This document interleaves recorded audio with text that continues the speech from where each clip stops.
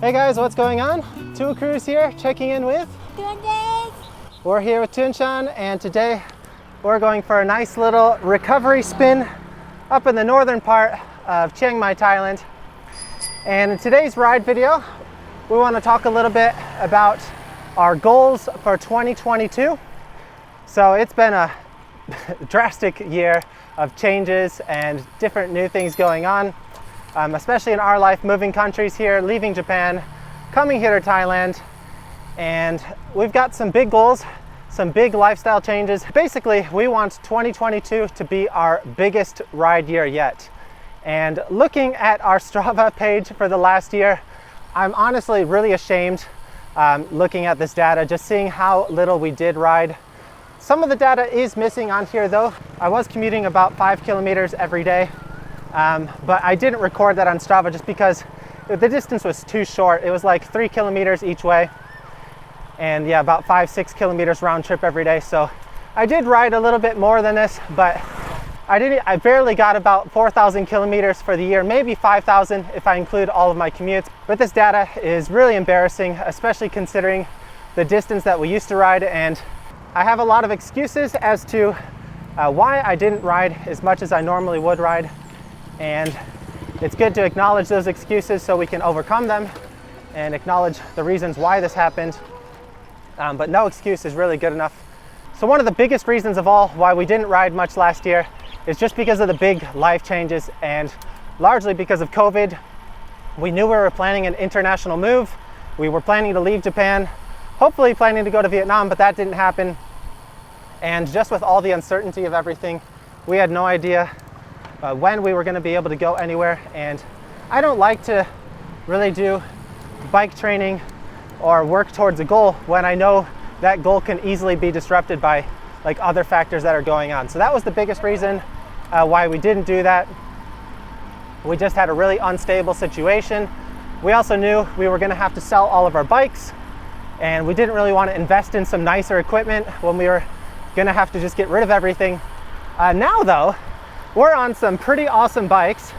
We've got our new awesome home here in Chiang Mai, Thailand. We can stay here for over a year if we need to. So we've got a nice stable environment now, and we've got some new awesome road bikes here from Kaze. This is Thuong's new beautiful white bike.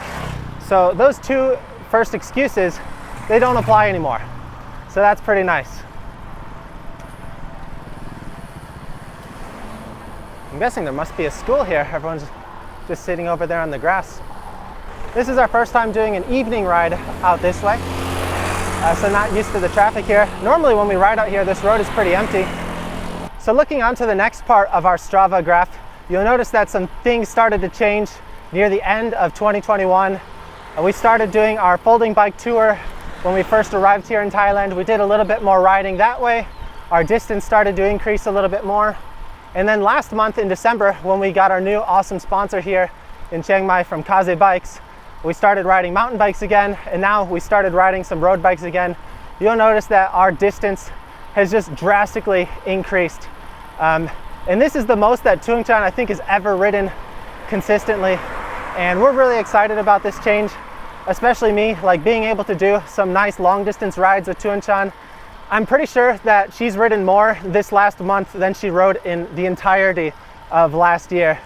And she's been performing like a champ. Her form's getting a lot better. Her fitness is getting a lot better. She's getting a lot stronger. She's riding 100-kilometer rides every week. Yeah. 強くなってるね。 Yeah. 自転車のおかげかな? Yeah, クルーズのおかげ。Oh, really? 厳しいコーチ。 She said I'm a tough coach. But yeah, we're changing up our lifestyle. We're making cycling more of a priority now moving forward. We make sure that my goal is to ride at least 5 days a week. So I'm trying to get in at least 10 hours every week. That's my goal.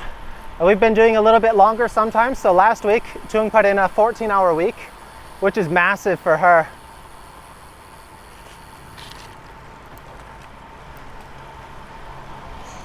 And honestly, now we've put in a couple weeks of some big blocks of training, not just long distance. We've been doing some intervals, some hard hill climbs up some of the mountains here. We haven't filmed any mountain videos yet because we wanted to focus first on just building some base fitness again. I wasn't in good enough shape to be filming videos while climbing up some massive mountains, so luckily we're getting that base fitness in now. And yeah, we're starting to get a little bit tired just from all the riding the last few weeks. I think it's starting to catch up on us, but hopefully a few more weeks of doing this, getting used to the new routine, our muscles will adapt, we'll get stronger. We're eating a lot healthier now. We found some restaurants that we like here. We found some dishes that we really enjoy. And yeah, overall just really excited with how things are going. And it feels so good to be riding again. It's kind of funny, I go through these periods every once in a while, like where I've raced seriously multiple times in my life. I've raced at a pretty high level in the US, done a couple international races, and every once in a while I'd get burned out and I couldn't ride a bike anymore, and I just needed to take a long break from the bike, like just sometimes riding casually, but not being able to do anything seriously, doing any serious training. But the opposite is also true. I've noticed when I take like a long break, like a couple months off, in this case over a year, without any serious riding, just some bike commuting, my motivation is coming back like stronger than ever. And right now I'm really motivated to do all my training. I've been doing some hard intervals, I've been doing some hard rides up some of the big mountains here. We're gonna go left here. There's a cool lake course here. Right now we're pretty high on motivation, and that goes for both of us. It really helps having someone like a partner that you can go through this together. We've been able to do a lot of our riding together, which is great, because before my fitness level was just way higher than what Thuong's was, so it's hard for us to ride together. There's a cool little cycling course here as well, so we're gonna check this one out. This is more of a casual course though, so you can't really bust out some fast speeds in here. But we found some nice courses here, some nice little loop courses, so I can do my intervals, Thuong can ride at her own pace, and then we can regroup after that. And she's getting strong enough now, she can sit in my draft on some of the longer flat rides, and I can hold a decent tempo, so hopefully gradually she'll continue to build up her fitness. And it's kind of weird right now, because in the past, when I've been motivated to ride, when I've been motivated to train, it's always been towards some kind of like specific goal. And in the past, that would be racing, like I wanted to win a specific race. In the last few years when I was living in Japan, I'd raced cyclocross a couple seasons, so I had some goals. I wanted to upgrade to Cat 1 again, and I wanted to podium top 3 in cyclocross in a Cat 1 race. I came pretty close, I got top 4, and then since then I haven't been training, haven't been racing, and now I'm training again. But right now is a little bit different. I don't really have any specific goals of races that I want to enter, but rather I'm focusing more on hill climb time trials, which is so funny for me to think about, because I started out as a mountain bike racer in the Midwest. There's no mountains there, so it's more kind of flowy mountain bike, power mountain bike trails, and also as a velodrome track racer, which is a power sprint kind of rider. I've also raced cyclocross, which is another power type of sport with inconsistencies. It's just like sprinting, recover, sprinting, recover. So it's so ironic now that my biggest motivation right now is to improve my climbing. I've always been a bad climber. I've always been a larger rider, like 75, 80 kilograms, more of a power sprint kind of rider, a lead out kind of guy. And I've always struggled on the big hill climbs, especially at the nationals.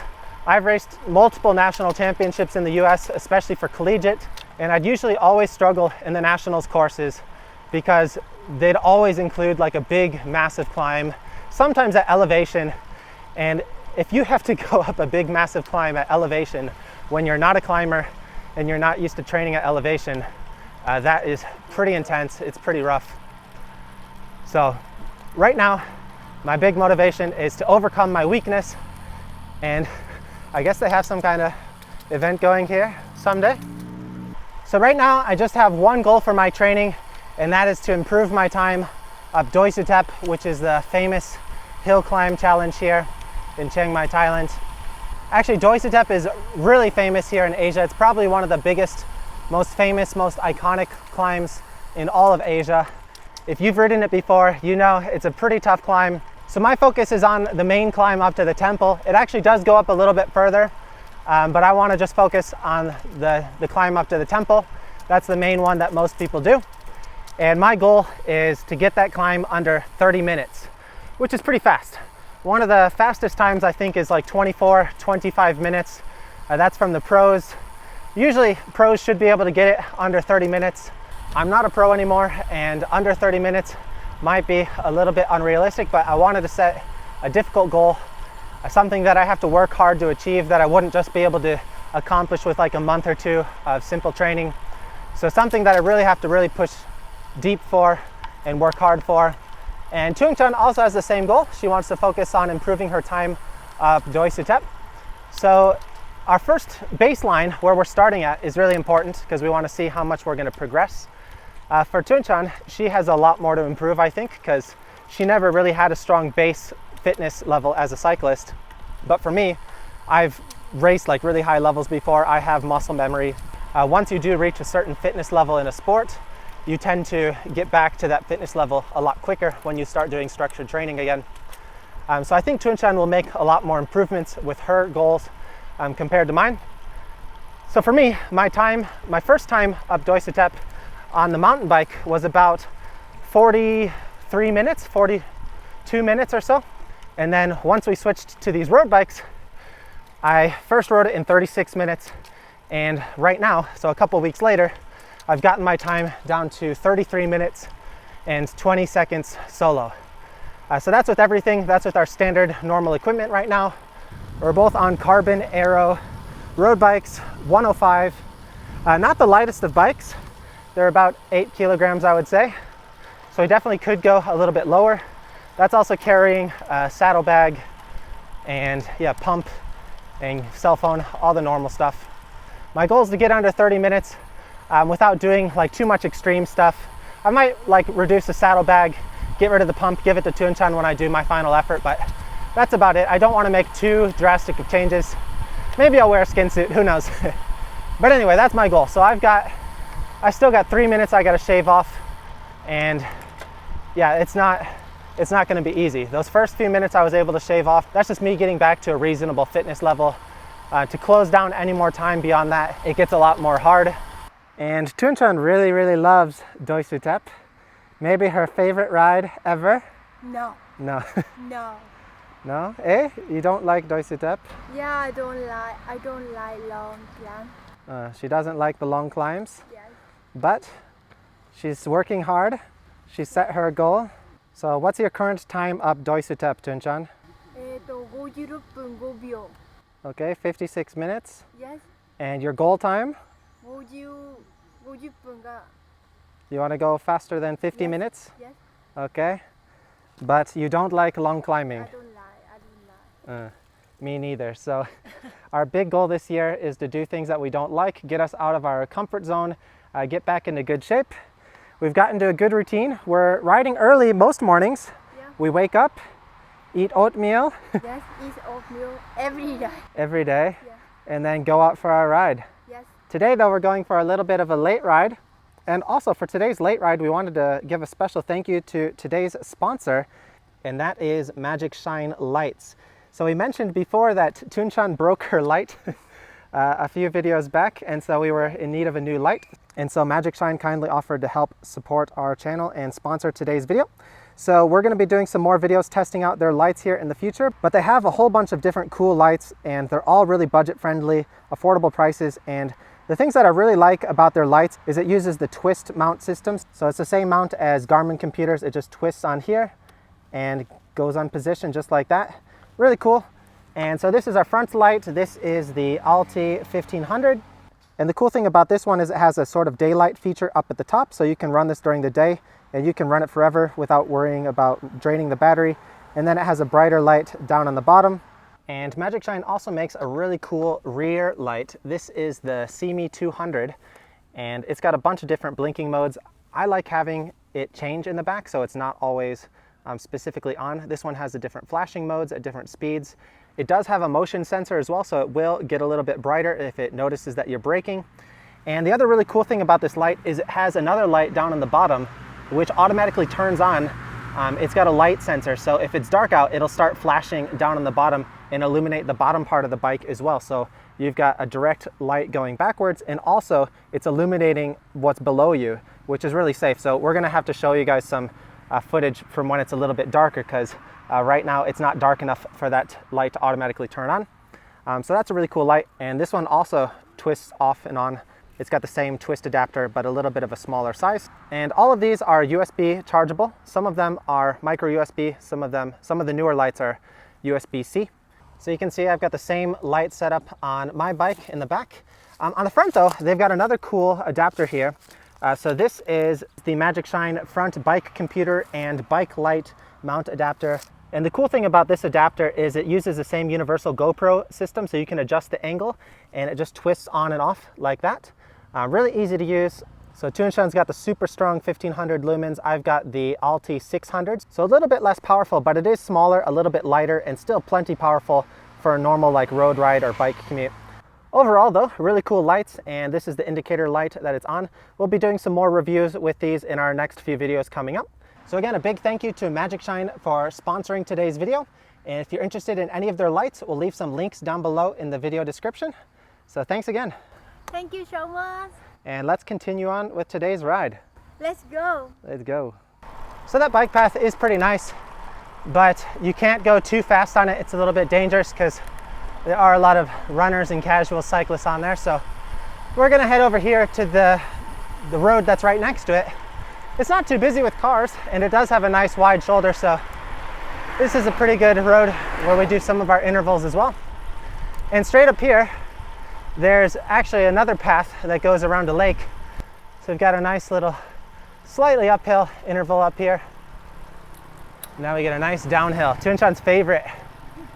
So you can see right over there, that's the path that we were just riding on before. And it's great to see so many people out just enjoying the nice weather, exercising. I've noticed that here in Thailand, a lot more people will exercise early in the day or late in the day. So basically when the sun's not out. That makes sense though, because the sun is really strong out here. It can get really tiring if you're riding out in the peak of the sunlight. All right guys, we continued on with our ride. We made our way over to the main park area. Beautiful little lake here. Beautiful lake, beautiful girl. A beautiful lake, beautiful girl. So here we are at the Hui Teng Tao. I think this is a reservoir or lake or pond or something. And they've got a nice little loop around here. I think it's about 3 or 4 kilometers. And there's very little car traffic. So it's a perfect place for riding. And not too many hills. There's a few little rollers. This is the biggest hill on the course. And yeah, we just roll up it in a few seconds.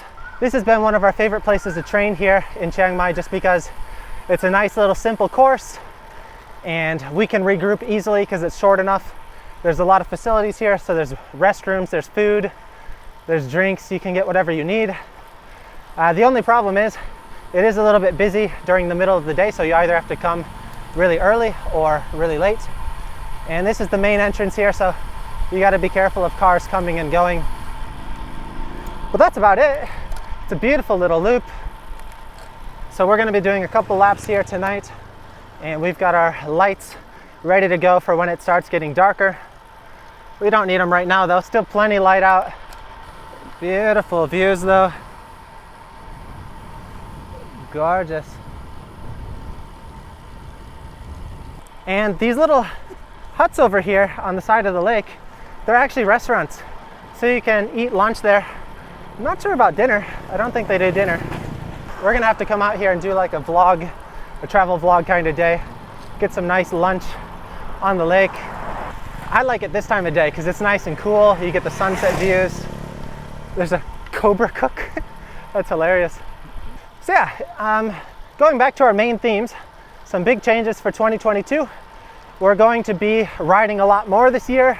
I'm just looking at our volume increase in November, our volume increase in December, and now we're here in January. We're in the middle of January right now, and we're gonna have an even larger volume increase for this month. Hopefully we're gonna keep it up for the next few months and start getting in some really good shape. I'm pretty excited, and it's really nice to have a goal to work towards again, and it's really nice to have a stable kind of situation where we don't have to worry about too much here. We just focus on ourselves, we focus on our routine, we can focus on our training. We have some good bikes now, we have some reliable equipment, we have some awesome partners, sponsors that we're able to work with. So everything is going great, couldn't be going better. And we'll see, maybe some other goals will develop along the way. Maybe we'll start wanting to race, actually entering like official races. We'll see how it goes, but for now, we've only got one goal on our mind. That is Doi Suthep, 2 non-climbers with climbing goals.